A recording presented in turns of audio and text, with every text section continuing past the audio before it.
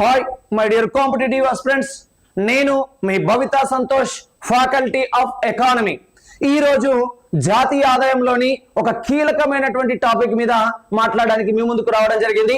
ఆ టాపిక్ వచ్చేసి GDP, gross domestic product. Gross domestic product, స్థూల దేశీయోత్పత్తి. టాపిక్ వచ్చేసి స్థూల దేశీయోత్పత్తి.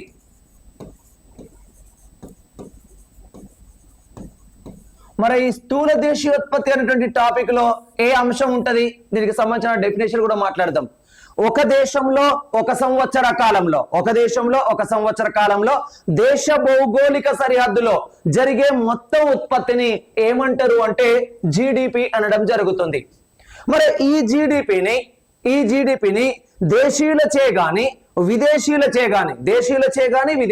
గాని దేశ భౌగోళిక సరిహద్దులో మాత్రమే ఉత్పత్తి చేయాలి.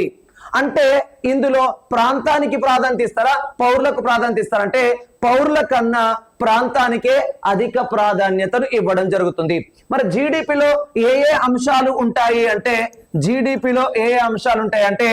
జీడిపిలో కన్జంప్షన్ యొక్క వాల్యూ కలిసి ఉంటుంది, ఇన్వెస్ట్మెంట్స్ యొక్క వాల్యూ కలిసి ఉంటుంది, గవర్నమెంట్ ఎక్స్పెండిచర్ యొక్క వాల్యూ కలిసి ఉంటుంది, ప్లస్ అదే విధంగా ఎక్స్పోర్ట్స్ యొక్క వాల్యూ కలిసి ఉంటుంది, అదే విధంగా ఇంపోర్ట్స్ యొక్క వాల్యూ ఉంటుంది.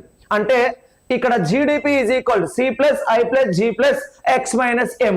సి అంటే కన్జంప్షన్ వినియోగం, ఐ అంటే ఇన్వెస్ట్మెంట్స్, జి అంటే గవర్నమెంట్ ఎక్స్పెండిచర్, ఎక్స్ అంటే ఎక్స్పోర్ట్స్, ఎం అంటే ఇంపోర్ట్స్. అంటే వీటి యొక్క మొత్తం విలువను కలిపితేనే మనం జిడిపి అనడం జరుగుతుంది. ఓకేనా? Thank you.